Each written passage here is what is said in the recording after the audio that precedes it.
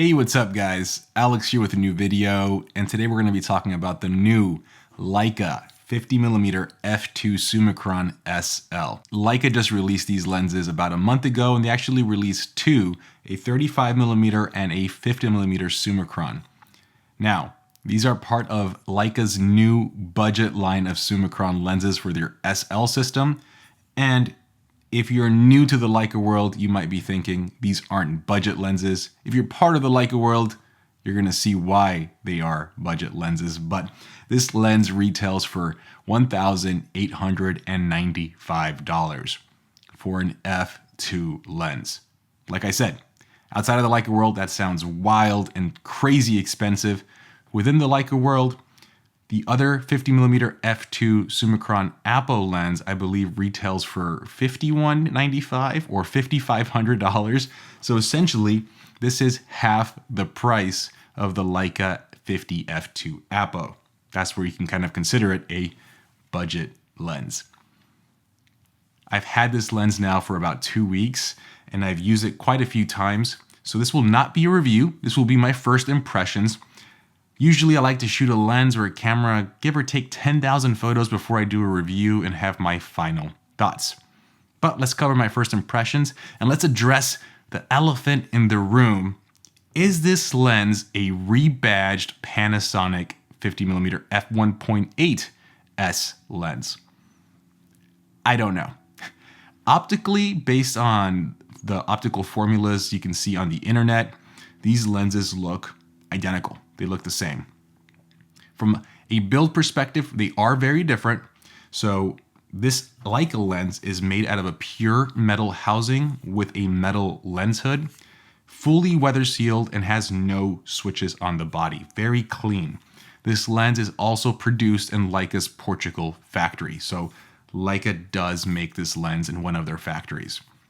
The Panasonic lens is obviously made by a Panasonic factory, I believe in Japan. So two different factories, two different exteriors. Optically, did Leica change any of the coatings or lenses? I don't know yet. I do have a Panasonic 50mm coming in tomorrow, so I will be pitting them against each other and seeing if there are any differences. This isn't the first time Leica does something like this. Leica did release a 24-70 f2.8 lens about 2 years ago, and that lens has been rumored to be a Sigma 24-70 f2.8. That one also had a metal body, different construction externally, but internally did share some of the same components. What makes this one a little bit different is the Sigma, or the Leica 24-70, those two lenses were actually both produced in Japan, probably by Sigma, versus this lens is actually being produced by a Leica factory.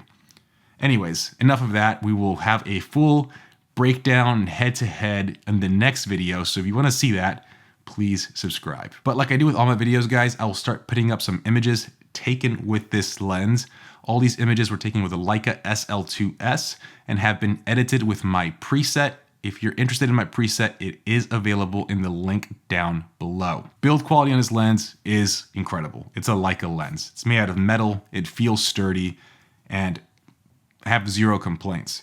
What's really cool about the build quality of this lens is you can feel the quality, but it's also not heavy. It's a very light lens, so sturdy, high quality lens, and it balances so well with the Leica SL2S. Build quality here, definitely a winner. Autofocus, this is where this lens has really impressed me. So if you've used the Leica SL2, SL2S, you know the autofocusing system is very accurate, it's just not the fastest. This lens completely changes it. This camera with this lens is so snappy and so fast, you forget you're using a camera with only contrast-based autofocus. Completely blown away. Now, Panasonic designed their S line of lenses for video, and again, if they are sharing the same components, maybe that's the reason why the autofocusing system is so good and so snappy. I haven't used this lens for any video yet, only photos, but if it's as quick and snappy as it is with photos, this lens should be a great video lens for the SL system. Moving on to image quality, again, I've been really impressed by this lens. At f2, images are extremely sharp, contrasty, and I've shot this lens in some challenging lighting, and have seen zero chromatic aberrations or purple fringing. I was seriously not expecting that. I was expecting a lot of compromises on image quality because of the price point and because of the rumored relationship with the Panasonic lens, but that is not the case here. Zero purple fringing, sharp, contrasty. I was really, really impressed by the image quality of this 50mm f2 Summicron. I think when you start looking at the whole package, that's when you really start enjoying this lens. You have a light, high quality lens that feels great in the hand, just the all metal construction, the way it balances with the camera. You have lightning quick autofocusing with this lens, very, very accurate, and you have really good image quality. The bokeh is also extremely pleasing, not too busy or distracting. It's nice and smooth, and I've been very, very impressed. I almost went into this lens like expecting to hate it and not like it and just have tons of compromises, but it's been the complete opposite. In the end, this is a pricey 50mm lens at $1,895, but I have really enjoyed the experience with the SL2S. Like I said, this is not a review. I will be definitely comparing it with a Panasonic before I have my full conclusions and thoughts on how I really feel about this lens. But as of right now, I have nothing but positive things to say. Before I wrap this video, I do want to touch a little bit on why would Leica potentially borrow or rebrand a Panasonic lens. A few years ago, Leica, Sigma, and Panasonic created the L-Mount Alliance, essentially a partnership where they would share technology amongst each other, lenses, and all that fun stuff. It was a high-level partnership the way they made it sound, and essentially Sigma and Panasonic were going to be using Leica's L-Mount for their feature cameras and lenses.